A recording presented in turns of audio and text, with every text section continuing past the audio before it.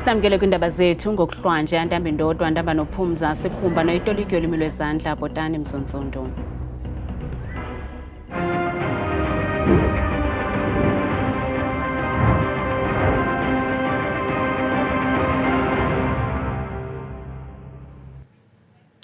Nanjengoko ikomishoni yonyulo ezimele isaqhuba nokubala ivoti, iintatheli zethu nazo zithe bhazalala kumaphondo ohlukeneyo kweli ziziphaka zishushu ukanti abatshakazi MK Party yothuse abaninzi ngevoti ezifumeneyo nesezibaliwe ukuzokuthi ga ngoku, kanti kusixelela banzi ngoku siqhagamshelana ngqo nentatheli yethu uZiyanda Ngcobo eThekwini KwaZulu-Natal. Ziyanda, khawusixelele ukuba ingaba zeziphi izinto ezikhokelele kwinto yokubana i-MK Party nongekagqibi nonyaka ufumana ivoti ezingaka KwaZulu-Natal?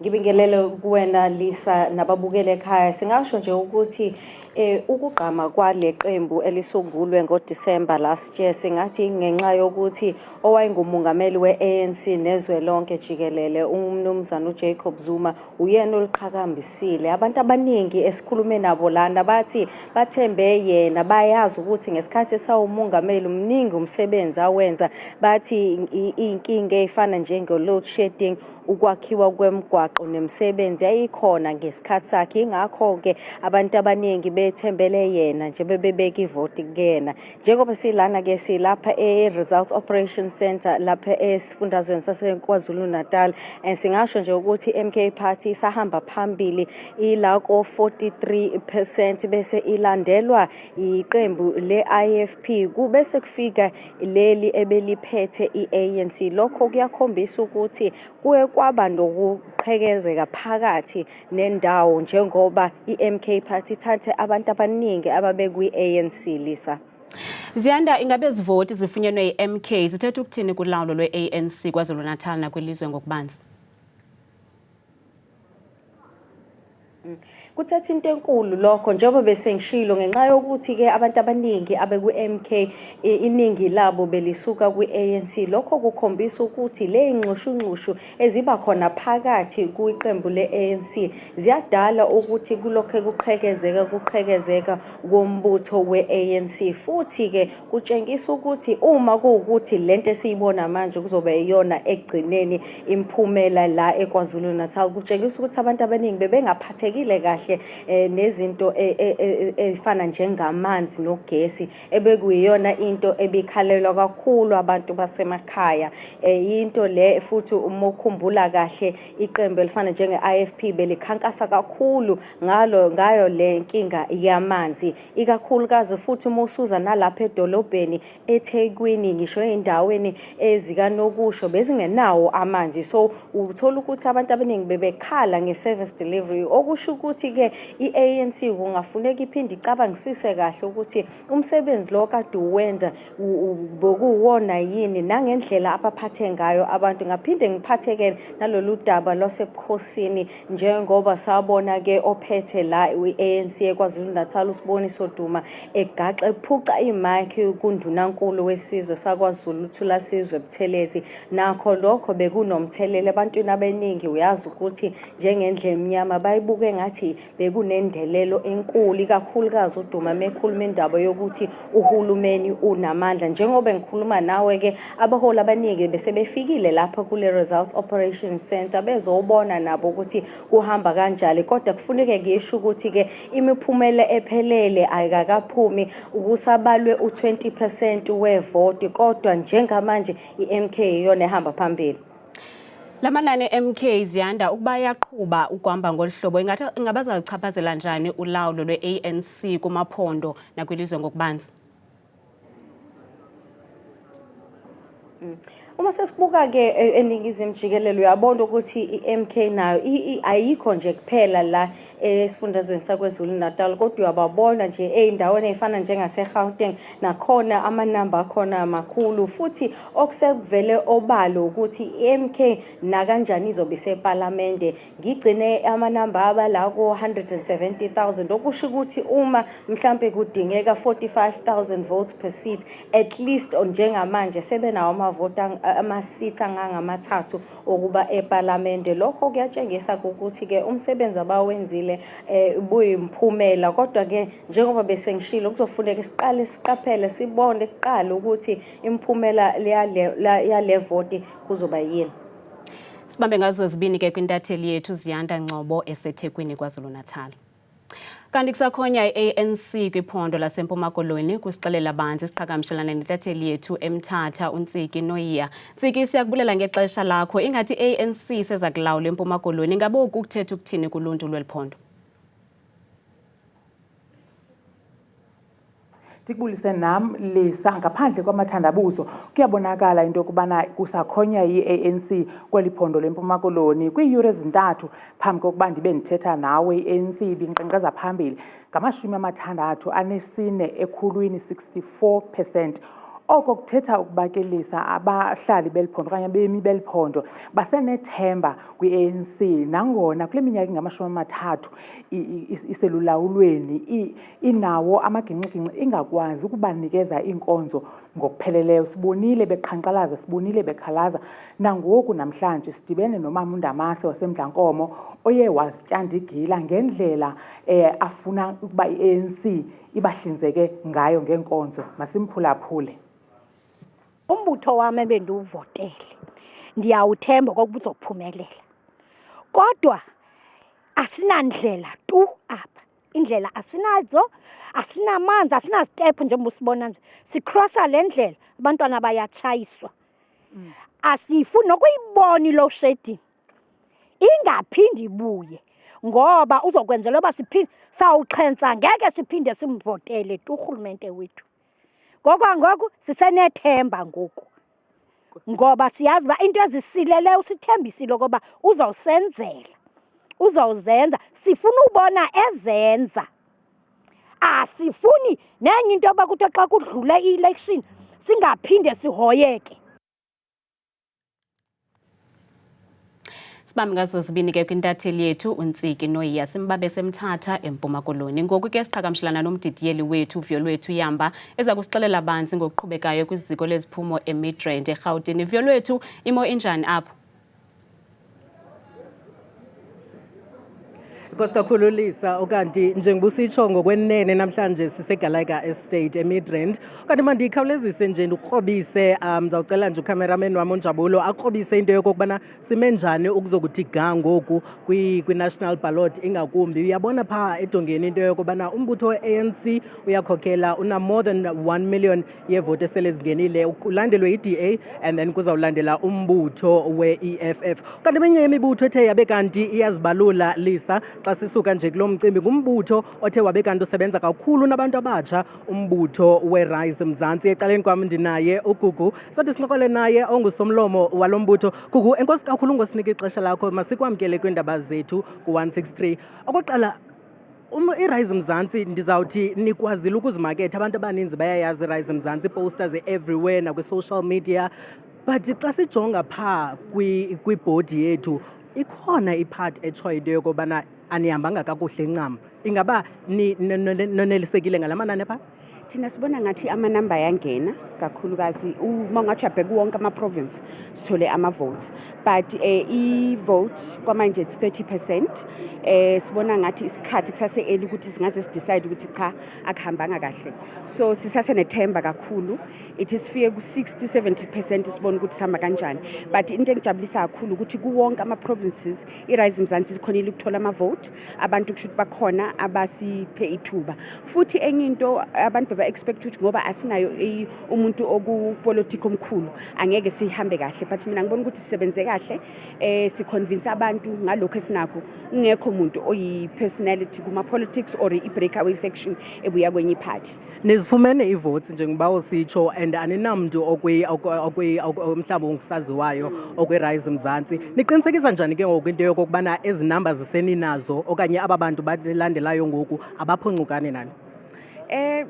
Ngakho konke sikwenzile from i-campaign zethu ne, and also njengoba ngisho ukuthi sikhulume ngama-issues akekho umuntu olethwe ukuthi hayi ipolitic or ukwatilo ini so isipha futhi nathi ithuba lokuthi sikhule as ama-structures but siyi-develophe ngoba siyaqala i-election yethu yokuqala but isipha futhi ithembe ukuthi singacontinua ngomsebenzi esiwenzayo na-even kuma-next elections ukhumbule ukuthi sonke sifika it's the first time khona abantu abangana-experience ku-politics but sibonga lokhu ukuthi even just i-performance yethu uma ungathi yabheka khona ama-parties kade akhona esiwandlulayo manje who have not done well so kuyasho ukuthi lapho esikhona ispace esi-right sokuthi sicale but sikhule sikhankase futhi moving forward. Kusomlomo we-Rise Mzansi lowo uGugundima ukade masibambe ngazibini kuwe sisi kwesikakhulu ngosinike ixesha lakho uyokhumbula into yokubana yeminye yemibutho ethe yazibalula ngokusebenza nabantu abatsha kakhulu kanti Lisa okwangoku mandiyibambe apho mandibuyele kuwe studio. Masibulele ke kuvyo lwethu sizithathe kintambo kuye at the Rock kwiziko lobalo lalapha eGauteng sizibuyisela back eMthatha kwintatheli yethu Ntsiki Noyiya. Lisa siqhawuke uqhagamshelwano lwethu luqhawuke kanye xa umama uNdamase ethunga injobe ebandla ebeka zonke izinto abazinqwenelayo into kokubana zenziwe yi-ANC ngethamsanqa ke Lisa ndinaye usihlalo we-Women's League apha ephondweni okwangusekela sihlalo we-ANC apha kule region yo-OR Tambo uNtandokazi Chapha. Sintandokazi Chapha masikubulise sikwamkele kwi-Channel 163 indaba zethu osiphathelwa yi-Newsroom Africa. Ndiqinisekile ngoba unayo into evayo apha endlebeni umvile umama uNdamase waseMdlankomo esitsho into kokubana babeke ithemba lenu kuni into kokubana ngoku nizizalisekise izithembiso zenu ekudala nizithembisa kwiminyaka engamashumi-30 egqithileyo yintoni ngoku eninokuyenza enomahluko uqinisekisa into kokubana bayonela yaye abaxozi mphini wumbi ngoku. Kokuqala nje sisitsiki sifuna ubulela kubantu base-OR Tambo ngokuvotela African National Congress kwaye sisithi singene umzi nomzi sizivile into abazithethayo besitsho into kokubana siqhube kakuhle kwaye loo nto siyayamkela uba siqhube kakuhle kodwa sinazo izicwangciso ukuba imanifesto yethu itshile into yobana funeke sidala amathuba omsebenzi funeka siqinisekise uba siya-investa kwi-infrastructure xa u-investa kwi-infrastructure uthetha ukuthi banazo izinto zokusa amanzi ebantwini kuba enye izinto umama uNdamase athetha ngazo ngamanzi angekho zindlela siyazi ke into yobana izicwangciso zethu zifanele zithethe ncakasana kwezo zinto kuba kaloku ukuba uthetha ngokungabikho kwamanzi i-affecta abantu abangoomama directly loo nto so kubalulekile ke ngokuba sibe nezicwangciso sikhona ke izicwangciso zikliye kuba singumbutho okudala ukhona ukhokhele sine-30 years sithi ikhona amanzi asuka eMthatha esiya eRosedale suke eRosedale ibheka engqeleni kuyoqinisekisa uba iilali zasengqeleni nelibode siyakwazi uba sifumana amanzi kwaye kwakhona sithi senza idam elikhulu ekuthiwa ngumzimvubu dam ekudala kwakuthethwe ngalo kodwa ngoku sikuphulo lokuqinisekisa uba siyaqalisa uyenza there's budget ebekwe ekuqaleni sesiqalile ukuvula indlela ezibhekwe yokwenza elaa dam seNtabelanga lizawukwazi ke ngokuba lise amanzi kubantu base-OR Tambo kunye nabase-Jo'qabe nabase-Alfrenzo zizinto ezizakwazi ukusincedisa ke ukuhlangabezana nabo kuba siyayazi uba singurhulumente okhokheleyo ozibonileyo ii-mistakes zakhe xa nje masinikwe ithuba lesibini masiqinisekise uba izicwangciso zethu zithetha ncakasana kwizinto ezifunwa ngabantu.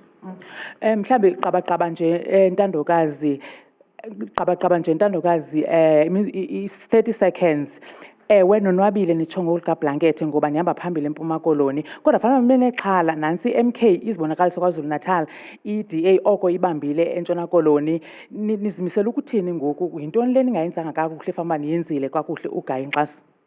Kuyafuneka xa uvela ulonyulweni uhlale phansi wenze lento kuthiwa yi-analysis sijonge uba siyiphose phi na kuba kaloku ezibi ngezo regional elections ziyi-provincial and national elections ithetha ukuthi loo nto kufanele sibe nexhala xa kukhona amaphondo angaqhubi kakuhle kuba azoba ne-impact apha kuthi ngaloo nto ithetha ukuthi sizawuphindela kwi-drawing board kodwa ke wangoku sisajongile ebhodini amanani sangena kodwa siyathembisa into yobana sizawuyohlala phantsi silungise ukuze sikwazi ukubheka phambili. Enkosi. Nkosi kakhulu Ntandokazi Chapha usekela sihlalo wephiko lamanina ephondweni laseMpuma Koloni aphinde abe gxebe usihlalo wephiko lamanina kwiMpuma Koloni aphinde abe ngusekela sihlalo we-ANC kwi-region i-OR Tambo. Masithembe ke Lisa into yoba ababukeli bendaba zethu Channel 163 bamamele bamvile into kokubana bayaphinda futhi bayezenza izibhambathiso zokuba kweli ityeli bazawuzalisekisa izithembiso zabo banikezele ngeenkonzo elisulungekileyo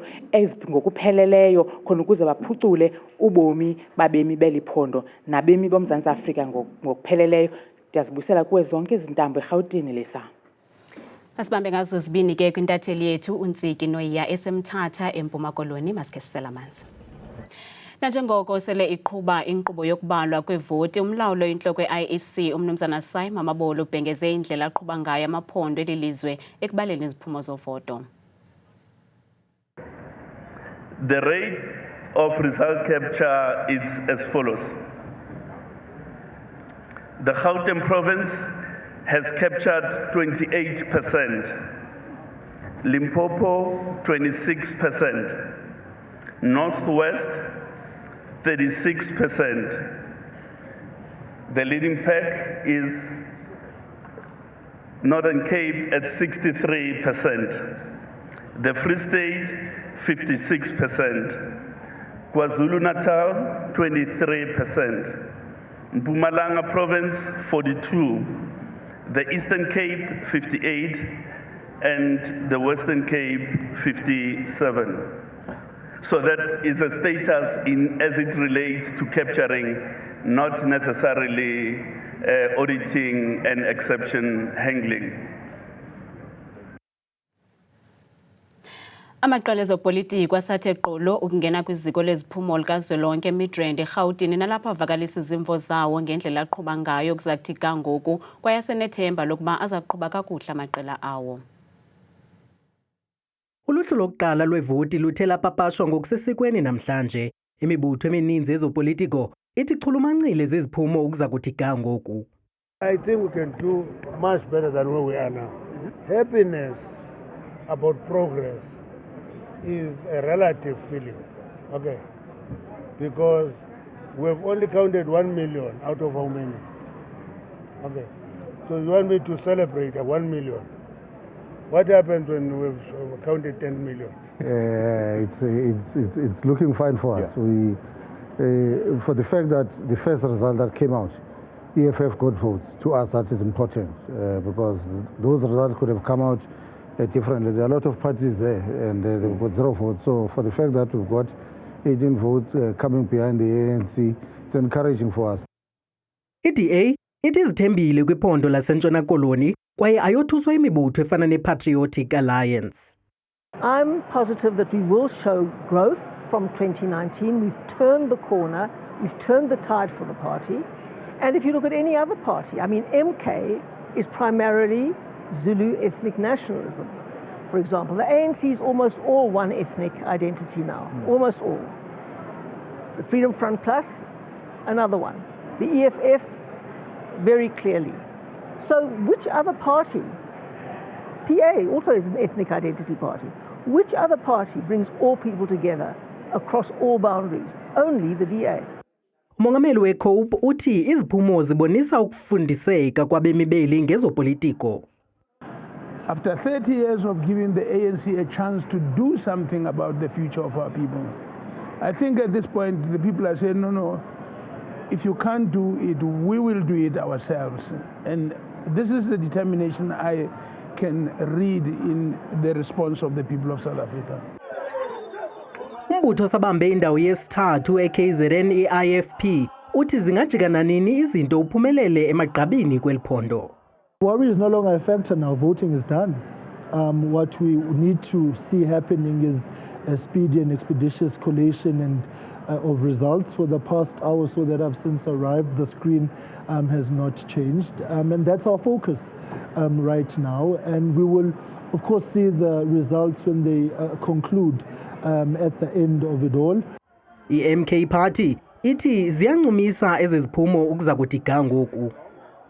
South Africans are tired of the current ruling party. They want change. These numbers that you see there is South Africans who have been yearning and they've been waiting for all the change to come and be rescued.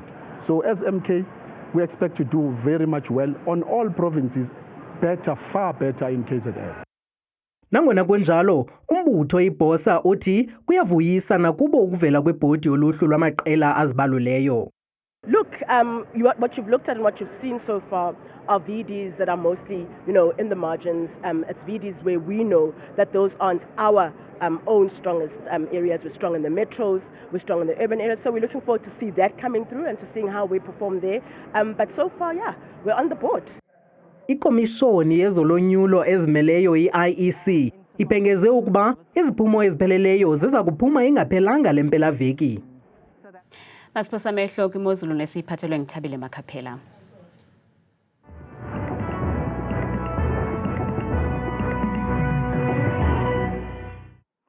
Inkosi kakhulu ke Madikela edeskeni yakho yendaba ndikubulise nawe mbukeli wami ekhaya ndikwamkele bethuna eqongeni lam lemozulu mna kaloku ndikuthabile Makhaphela uMamthembu Mzontsudu nantsi bethuna imozulu. Sizayivula ke bukele kujonga lokhu umfanekiso wethu wokuqala ngqa xa siphawula ngokubanzi imvula imimoya nokutshisa kwelanga apha eMzantsi siyabona phaa kwiindawo eziphakame zeliphero kakhulu phoyo bukeli phaa eTosca bevuswa yingqele ka5 degrees bahambe kamandi nosuku libukela apha ekhaya kaloku ngo29 degrees othe gqabagqaba njengamafula phaa ko-April kuyabanda ekuseni ngesibhozo bavalela nini yabo kamandi ke bukeli ngo22 degrees amaqondo wakho phantsi naphezulu sivule kaloku phaya eMpuma Koloni njengaphaa koBurgersdorp ekuseni imaxongo la mozulu phaya -1 obanda kakhulu ke bayisonge imini futhi ku21 degrees. Ukati ke bethu lapha ekhaya nemozulu apha kumbindi eMzantsi Afrika elophondo lapha kaloku eFree State njengapha koFrankfurt neziphaluka kubanda kakhulu phaya amaqondo afika lapha kuphantsi kaloku ku-2 kutshise phaya imini ngo30. Zebejeje phaya ephondweni lapha kaloku eNtshona Koloni indawo ezipha kwimpuma yeliphondo eBeaufort West umzekelo ngo7 degrees kwebubanda phaya emini futhi kwakhona ngomso ngala 14 degrees kanti eOudtshoorn kuyabanda ekuseni ngo8. Bethula yenje kaloku imozulu phaya ephondweni laseNorthern Cape ngomso kumazantsi weliphondo eDiara phaya nendawo ezikufuphi kwelaphondo futhi ngo5 degrees obandayo phaya ekuseni qabaqaba njengamafu nemvula ngo18 ebusuku. Ze baphile bejeje kohlobo phaka lokhu phaya ephondweni laseNorthwest ngomso koMoruleng bevuswa phaka lokhu kubanda namafu phaya ka5 degrees kodwa ibukela itshitsha labo lokhu iguquke phaya ifudumale kamandi ngo27 degrees phaya ngorhatya. Ithi kaloku imozulu apho sikhoyo kuseGauteng province amazantsi weliphondo Vereeniging neziphaluka phaya ngo6 degrees bayisonga imini ngelanga ka23 degrees. Kanti xa sithe chumbukele sijoka phaya imozulu phaya ephondweni lethu laseLimpopo koThabazimbi phaya ekuseni futhi bevuswa kaloku ku7 degrees bayisonga kamandi imini phaya ngelanga ngo27 degrees. Nansi kaloku imozulu bukeli phaya ephondweni laseMpumalanga ngomso phaya kwasekuseni indawo ezifana phaya eSkhukhuza ngo7 degrees kuyatshisa kakhulu phaya futhi ngorhatya phaa nasemini ngamashumi-3 nje akhatshwa sisibini. Kanti xa sivala sisonga imozulu apha eqongeni lam siza kaloku phaya futhi KwaZulu Natal koophongo lapha kwindawo eziphakamileyo zeliphondo ngo12 degrees abikiwe futhi akhona namafu ka28 degrees phaya ebusuku. Bethula ke itsho imeko apha kwam mna ndodwa ndithe kangaka xesha libiyole.